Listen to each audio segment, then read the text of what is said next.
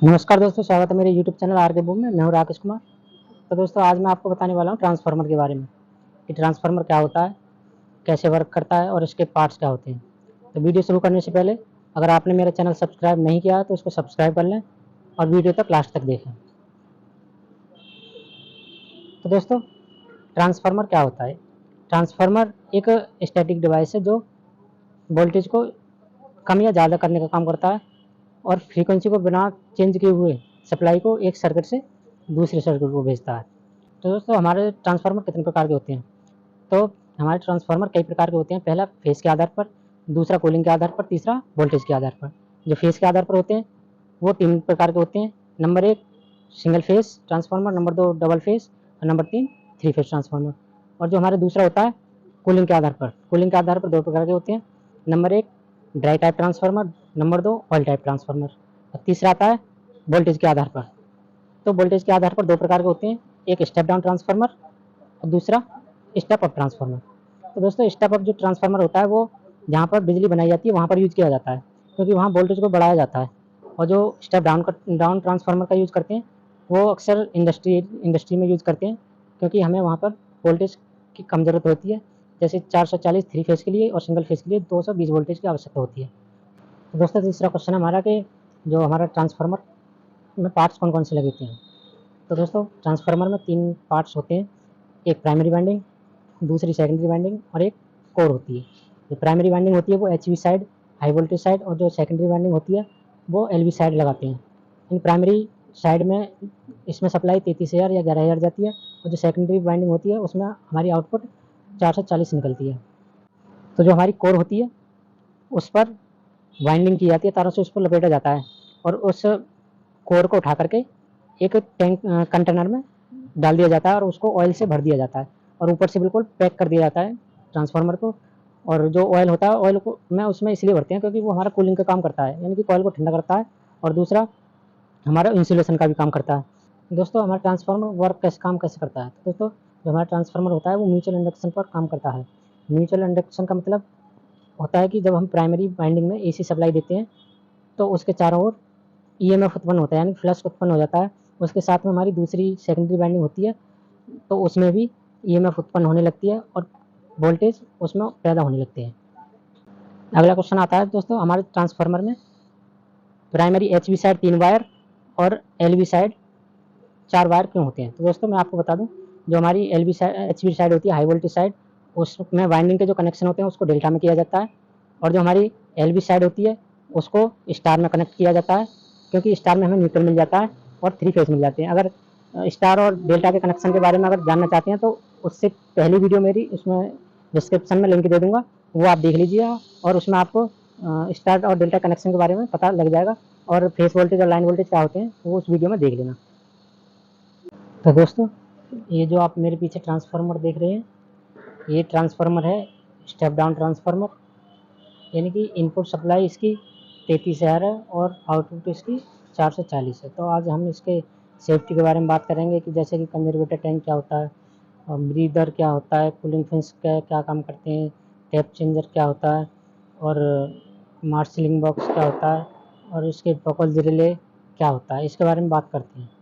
इसमें काफ़ी सेफ्टी लगी होती हैं, तो एक एक करके आपको उसको पार्ट को बताएंगे और उसके बारे में समझाएंगे कि कैसे काम करता है। तो चलिए शुरू करते हैं। तो दोस्तों, सबसे पहले ये हमारा जो है ये है हमारा कूलिंग फिन्स। तो कूलिंग फिन्स काम कैसे करता है? तो दोस्तों, ये जो कूलिंग फिन्स है इसमें ऑयल रहता है। ये काम कैसे करता है? जब हमारा ट्रांसफार्मर लोड पर होता है तो लोड पर होने से उसमें ऑयल क्या है कि गर्म होता है। जब गर्म होगा ऑयल तो ऊपर को उठेगा। जब ऑयल ऊपर को उठेगा तो ये लाइन है जो आने के बाद इसमें ये लाइन इससे कनेक्ट है कूलिंग फिन से, इसमें ऑयल आ जाता है। उसके बाद धीरे धीरे नीचे बूंद बूंद करके गिरता है, और इन जो कूलिंग फिन्स के आप देख रहे हैं इनमें एयर रहती है, इसमें बीच में गैप रहता है जिससे फ्रेश एयर जाती है। फ्रेश एयर जाने से क्या है कि इसमें इसको ठंडा कर दिया फ्रेश एयर, और फिर ठंडा होने के बाद ये नीचे आपको लाइन में बॉटम में पहुंच जाती है। जो लाइन दिख रही है आपको ये लाइन में आ जाती है, ये बॉटम है नीचे, और टैंक में नीचे ट्रांसफार्मर पहुंच जाती है। तो इसका काम यही है, ये प्रोसेस कंटिन्यू चलता रहता है। इसके बाद अब हम आते हैं दूसरे पार्ट्स पर। ये है हमारा कंजर्वेटर टैंक, या फिर इसको एक्सपेंशन टैंक बोलते हैं। तो दोस्तों, इसका काम क्या होता है? इसमें जो हमारा जो कंजर्वेटर टैंक है ये आधा ऑयल से भरा हुआ होता है। ऑयल से भरा हुआ इसलिए होता है क्योंकि जब हमारा ट्रांसफार्मर नो लोड पे हो, जैसे कभी सर्दियों में अगर ठंडा ऑयल इसका हो जाता है, तो ऑयल क्या है कि सिकुड़ता है। जब इसका लेवल कम हो जाता है तो उसमें कंजर्वेटर टैंक में जो ऑयल है वो इसकी पूर्ति करता है, तो इसलिए उसको आधा भरा जाता है।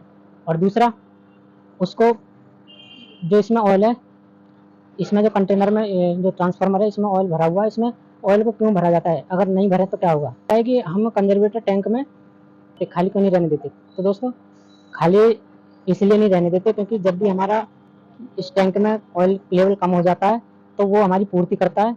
अगर इसमें ऑयल कम हो गया, अगर हमारा कंजर्वेटर टैंक में ऑयल नहीं है तो इसमें लेवल कम हो जाएगा और इसमें जगह खाली रह जाएगी, और ट्रांसफार्मर में जगह जब खाली रह जाएगी तो इसमें क्या है कि ईडी करंट उत्पन्न हो जाएगा, यहाँ में भंवरधार उत्पन्न हो जाएगी, और जो कि फिर उसके बाद ये ट्रांसफार्मर फुल कैपेसिटी से वर्क नहीं करता है।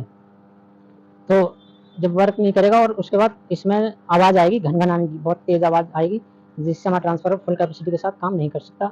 उसके बाद तो दोस्तों उसके बाद आता है बकौल्ज रिले। बकौल्ज रिले को हम कंजर्वेटर टैंक और मेन टैंक के बीच में कनेक्ट किया जाता है।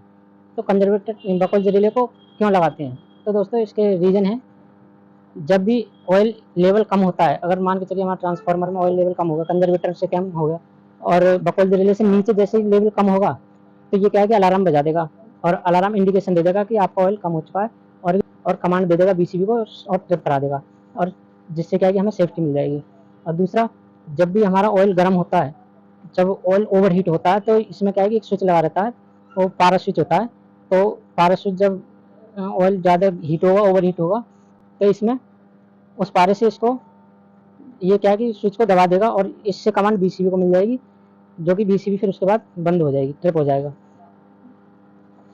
और तो उसके बाद आता है हमारा ये है ब्रीथर बोलते हैं इसको। तो दोस्तों इसमें ब्रीथर में सिलिका जेली होती है।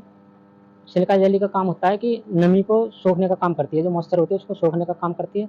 इसको क्यों लगाते हैं, जैसे कि जब भी हमारे ट्रांसफार्मर में ऑयल मान के चलिए 2-4 महीने ट्रांसफार्मर लोड पर नहीं है तो ऑयल कम होगा, और जब ऑयल कम होगा तो ये कंजर्वेटर टैंक में से नीचे जाएगा, और जब नीचे जाएगा तो जो खाली जगह बची है उसमें हमारी एयर जाएगी, और एयर अगर ये नहीं लगा होगा तो एयर में क्या है कि नमी होती है, तो वो एयर जो अंदर जाएगी, नमी होती है, तो उसमें ऑयल में जाएगी तो वो ट्रांसफार्मर को नुकसान देगी, बहुत नुकसान दे सकती है।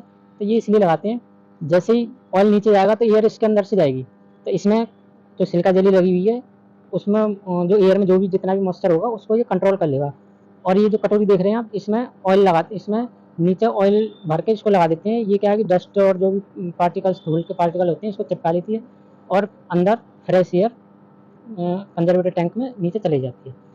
और अगला है हमारा एक एक्सप्लोजन वेंट। वो जो देख रहे हैं वो एक्सप्लोजन वेंट है।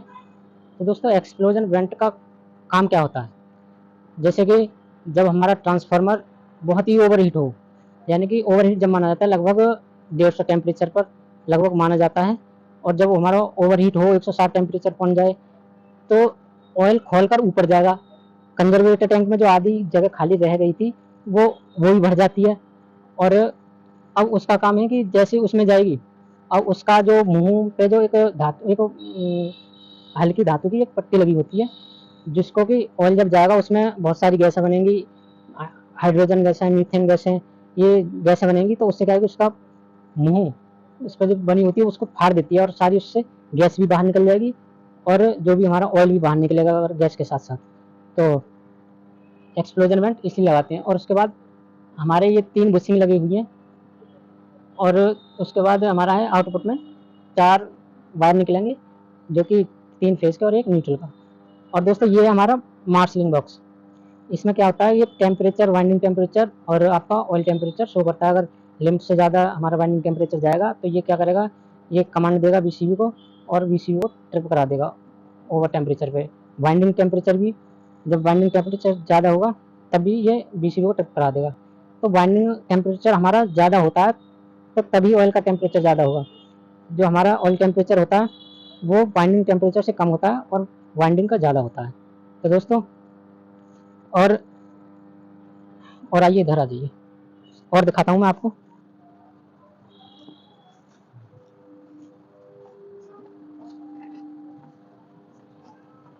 पीछे से।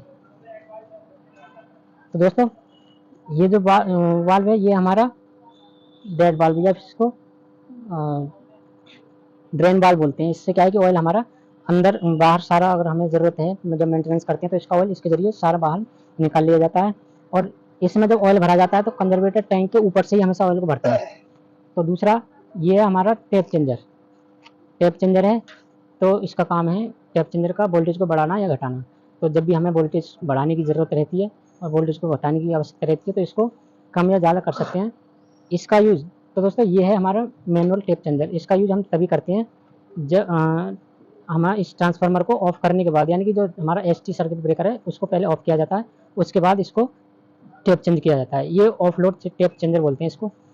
तो दोस्तों वीडियो अगर पसंद आई हो तो लाइक करो और चैनल को सब्सक्राइब जरूर करो।